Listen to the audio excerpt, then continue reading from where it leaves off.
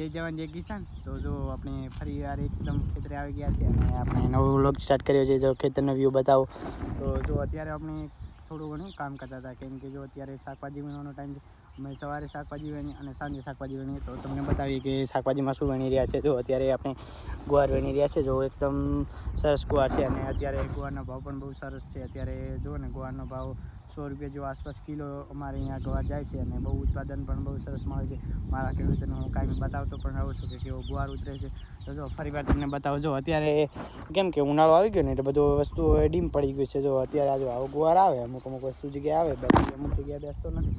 પરંતુ અત્યારે જેમ કે ઉનાળો આવી ગયો અને વસ્તુ ગુવારમાં ડીમ પડી ગયો. હવે આપણે જો નવી ખેતી કરી છે, નવી ખેતીની અંદર ગુવાર કર્યો છે. એ ગુવાર આવવાને મહિના જેવી વાર લાગશે અને એ ગુવાર આવશે પછી તમે મારા ખેડૂતોને બતાવવાનું છે કે કેવો ગુવાર આવે છે.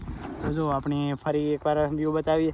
તો હજી તો આપણે જો બાજરી તો કમ્પ્લીટ લીધી રહી, પણ બાજરીના હવે કહે ને ખારી ભેળો કરવાનો બાકી છે. બાજરી તો કરભેળી કરી નાખી છે અને અત્યારે અમારું હવામાન એકદમ સરસ અલગ જ બને રહ્યું, કેમ કે અહીંયા અત્યારે બહુ હવા ચાલે રહી, બહુ પવન આવે રહ્યો અને અત્યારે અંબાલાલ કાકાની આગાહી છે કે વાવાઝોડું આવવાનું છે.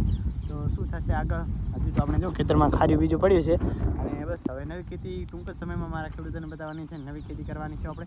તો નવી ખેતીમાં આપણે શું કરીશું તમને બતાવીશ પ્રોસેસ કમ્પ્લીટ. અને મારા ખેડૂતો હું એટલું જ કહીશ કે જો તમે અત્યારે મલ્ચિંગમાં ખેતી કરતા હોય ને તો અત્યારે તમે કોઈ પણ રોપ કરી શકો છો, જેમ કે ફુલાવાનો કરી શકો છો, મરચાંનો કરી શકો છો, રીંગણાનો કરી શકો, ગમે કે તમે કોઈ પણ રોપ કરી શકો છો. અને મારા ખેડૂતો આપણે જો ચેરા પાળેથી ખેતી કરતા હોય ને તો એની અંદર તકલીફ પડે, કેમ કે અત્યારે હજુ ઉનાળો છે અને બહુ ગરમીનો ત્રાસ છે. એટલે આપણે જેમ બને એમ તો આપણે ખડનો નિંદામણનો પણ બહુ ભાવ વધી જાય, આમ મજૂરી થાય વધારે, નિંદામણ કરો તો એનો પ્રોબ્લેમ થાય. એટલે મારા ખેડૂતોને એટલું જ કહીશ કે હજી આપણે વાર છે.